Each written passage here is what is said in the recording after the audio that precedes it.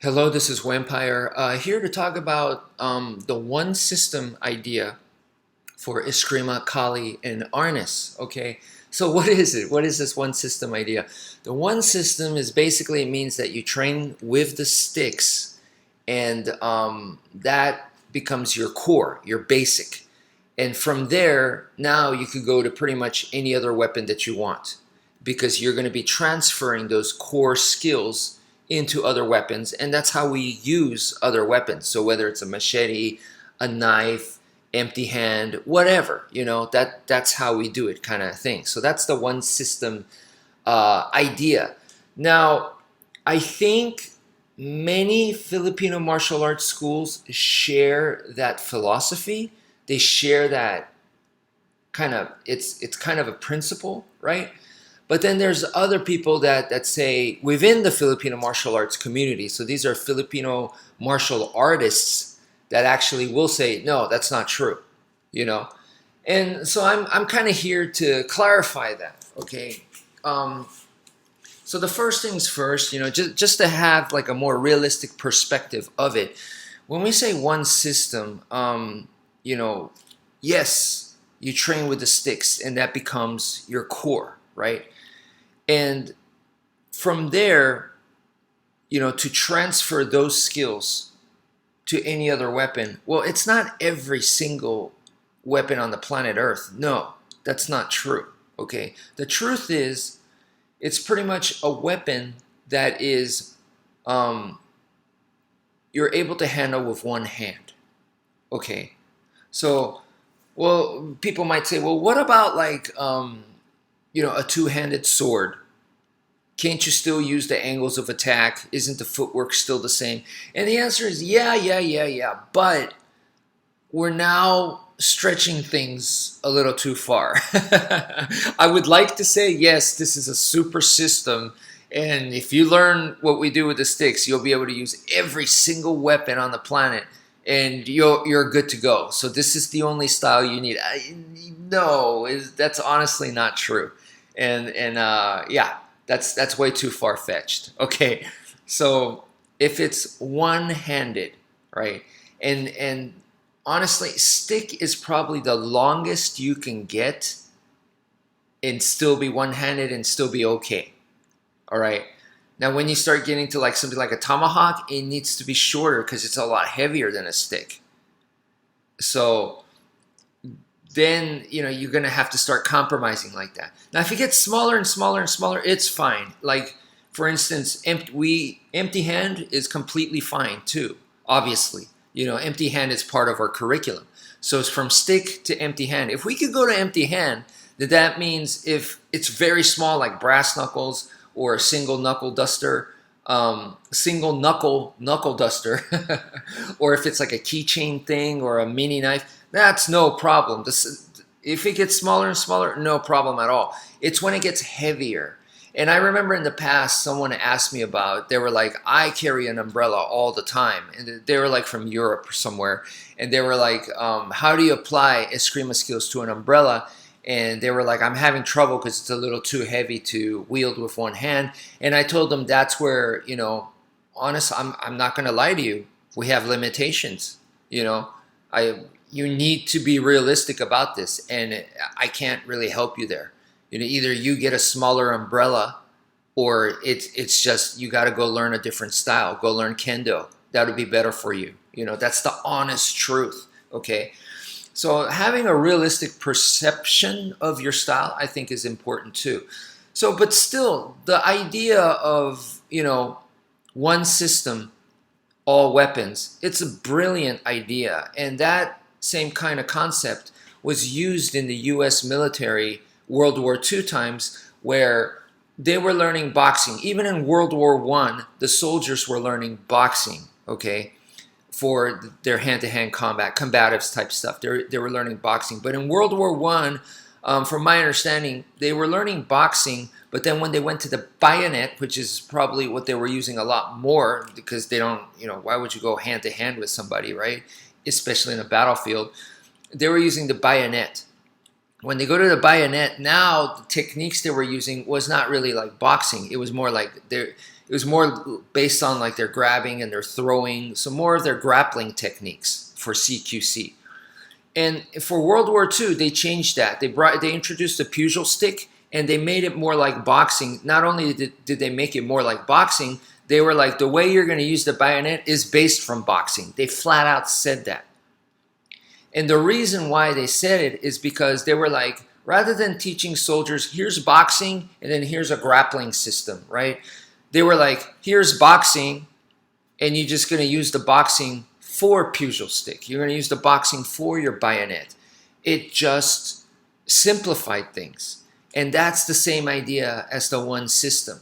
You know, the soldiers that were maybe limited in time to train this kind of stuff, you know, because that's not their main thing. They're going to spend more time using grenades, you know, their rifles, you know, other kind of weapons. They're going to spend way more time doing that. So it just made sense. And Filipino martial arts being basically a military combative style, it makes sense that we're also using the one system mentality, okay? But like I said, one system, but for one-handed weapons, all right? And small arms, okay? Small arms, all right? Now, that being clear, the next thing is some people will have issue going, well, okay, so you're training with the sticks all day long, and then you're just supposed to automatically apply that to a knife? And the answer is no, it's not that easy. But generally speaking, basics-wise, yes, that is the truth. That is what we teach. That is what I learned, you know, and that's how you're supposed to do it. So, you know, I teach you stuff with the sticks, and then you go, how do you use that with a knife? How do you use that with a machete? How do you use that with a karambit? How do you use that with a tomahawk? Well, the answer is simple. The exact same way that you're doing it with the sticks. Exactly the same. Okay? And so when I get people asking me about that kind of stuff, you know, like, how do I use the karambit the Filipino way or Eskrima wise? And the answer is, I've already basically shown it to you guys. I'm not saying a karambit video is like, if you're watching me do stick stuff, I was like, that's how you do it.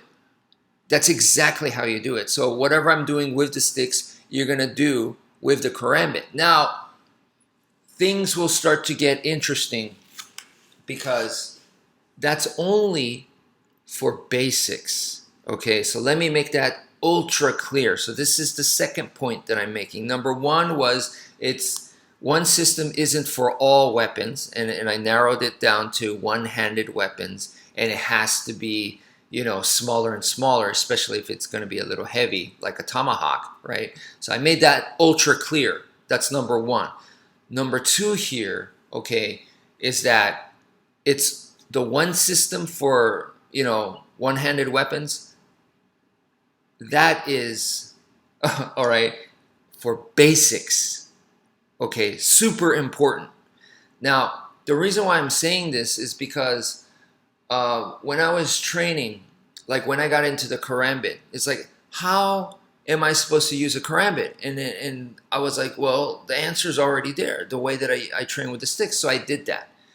But that doesn't incorporate the ring or the curvature of the blade, all those things that make the karambit special and different from a normal knife. Because obviously we all know that the karambit has special capabilities that a normal knife cannot do, right? So when do those special capabilities come in? Well, it comes in after the basics. So I'm still not in disagreement with the Filipino way, is that if you're going to use a karambit, first learn how to use it in a basic manner. Build your foundation. So don't worry about the ring. Don't worry about the curvature of the blade. Just freaking use it like a normal knife. And that is the one system part, okay? So once you develop that base, and like with a tomahawk, that's super important because the tomahawk is not just, it's a stick with parts sticking out of it, parts coming out of the stick, right? And if you're not familiar with wielding that weapon, you could hurt yourself. So the most first basic thing you should do with a tomahawk is A, you should have a trainer tomahawk, and then B is you should just swing around doing the basics, because the basics will feel different. The weight distribution is not the same, and the shape is not the same. So if you park it not perfect, you could end up, shaving off your elbow. You could end up clipping your head, your scalp off. So you got to practice the basics first. Don't even worry about, oh, you could hook with the tomahawk and you can, maneuver this. And no, don't worry about any of the advanced stuff. Just freaking learn how to use it as if it were a stick, but safely. So that's number one. And I am in total agreement with that. So first do that, then after that, then in more advanced levels, you start going into more specific trainings where you're gonna bring out the qualities of the tomahawk that a stick or some other more generic weapon cannot do, that only the tomahawk can do. Same with a karambit, same with a balisong, same with a Bowie knife or whatever. But first do the basics, then go into specialization stuff.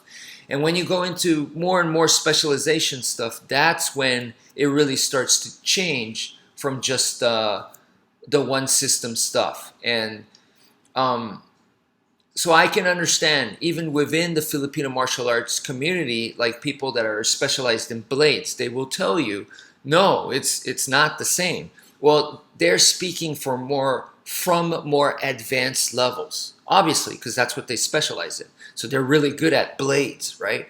So I completely understand where they're coming from, but just don't get that confused. Still, the one system thing is awesome, and it still stands in my book.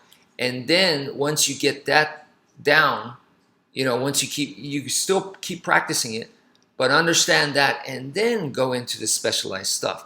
But before you immediately start doing that, my recommendation is the 4 major weapons that you can find. So one of the beauty of Filipino martial arts is going from, the sticks as your core, and then going into other weapons, and not just other weapons, even things that are non-weapons. Okay, there's stuff out there that like a cup or a baseball bat or a belt. These things, they're not normally weapons, and you're going to change that into a weapon. So that is improvised weapons training. And to me, that is kind of where it's at, especially for urban combatives type of mentality. And that's kind of pretty much what I teach, because, we're not soldiers going into war, thankfully. But, in this case, the urban environment can sometimes be a war zone, unfortunately. So in that case, being able to use improvised weapons, I believe, is extremely valuable. Now, that being said, so how do you go into improvised weapons training? Okay, I've trained with the sticks, now I start using improvised weapons. That is the normal logic, but there's one step in between that. Before you start grabbing a cup or a book and start training with that, doing the angles of attack and heaven six with such things, before you do that, there is the level or the area where you're going to be still training with the sticks, but you're training in the 4 major weapons. Okay, so it's image training. You're pretending. So you're pretending that the stick is no longer a stick. Okay, so that's the in-between place. Okay, and I highly recommend it. And I came up with this because I felt like it was pretty much in Filipino martial arts. It's just that no one really, that I know of, put it together where they just came out and said, train this, So I make sure to come out and say it and tell people, train this. But it was really already there. I just kind of put it together. But so I really don't feel like I invented anything, and I'm not trying to get credit for something, but I'm just telling you where it comes from, okay? So the 4 pretend weapons is like I said, you're going to be training with a stick, and you're pretending like there are 4 different types of weapons. And these 4 major weapons is pretty much, this is what you're going to encounter. This is the 4 major types of weapons. This is it. There might be more, but in my eyes, this is it. If there's more, please let me know. But Number 1 is impact weapon.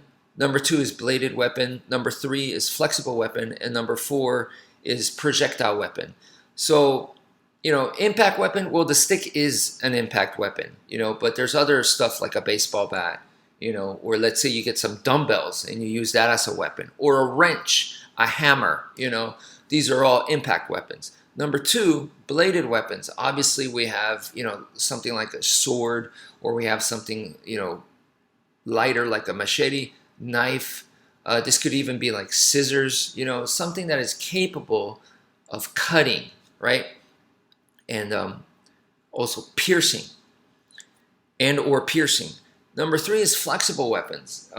We're talking about like nunchucks, kusari fundo, which is a ninjutsu chain weapon. In Chinese, they have like rope darts and stuff like that.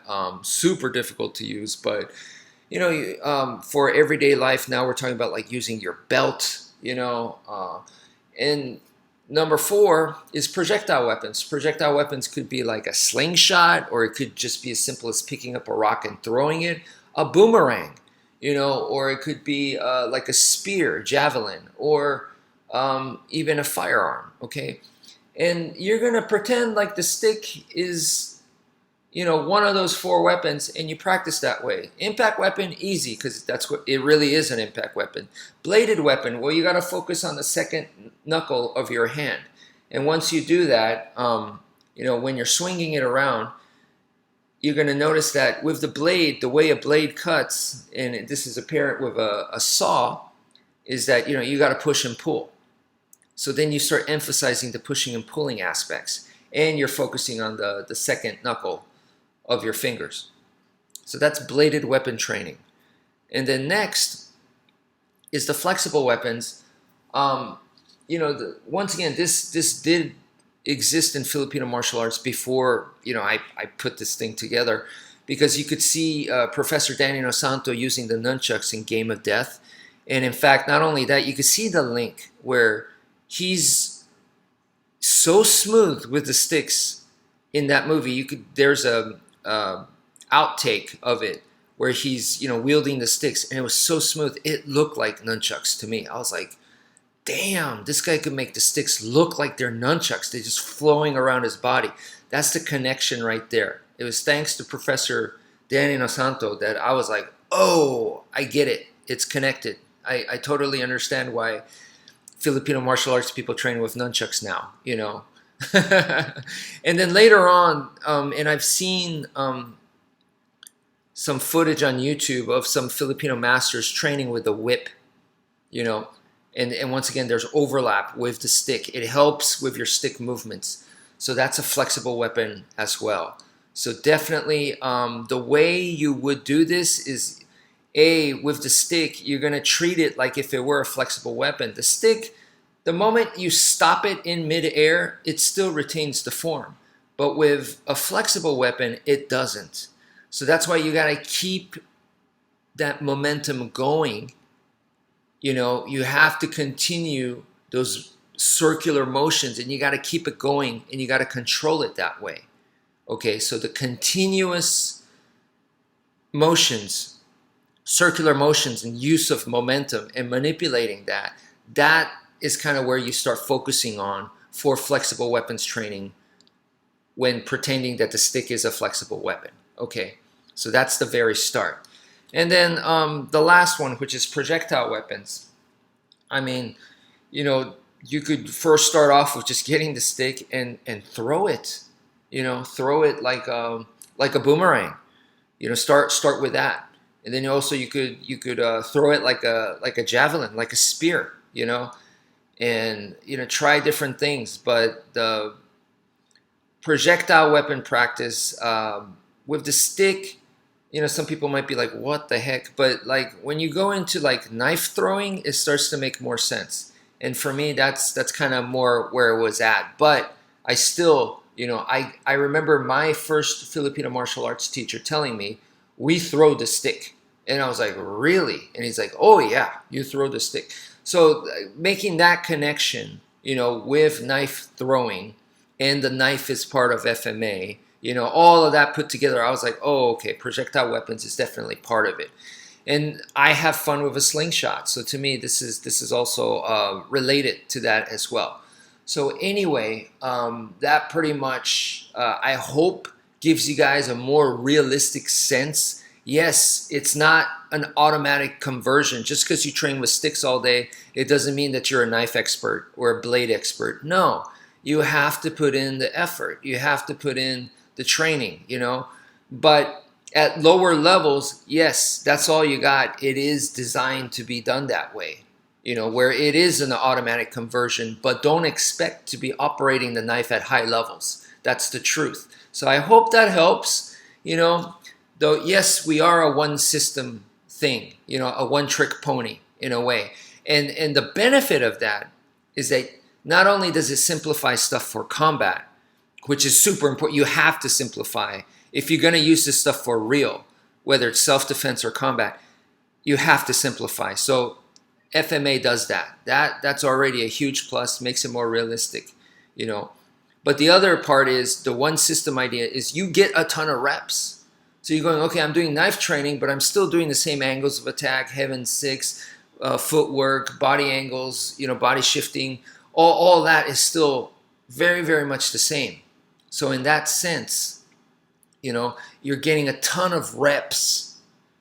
And we all know in order to get good, you have to do that. You have to get a ton of repetitions. You know, there is no shortcut, right? You have to put in the mat time, so to speak. So yeah, I pretty much covered everything I wanted to say. I hope that makes sense. I hope that sheds some more light and a more realistic point of view. That's it for now. Thank you for listening and take care, folks.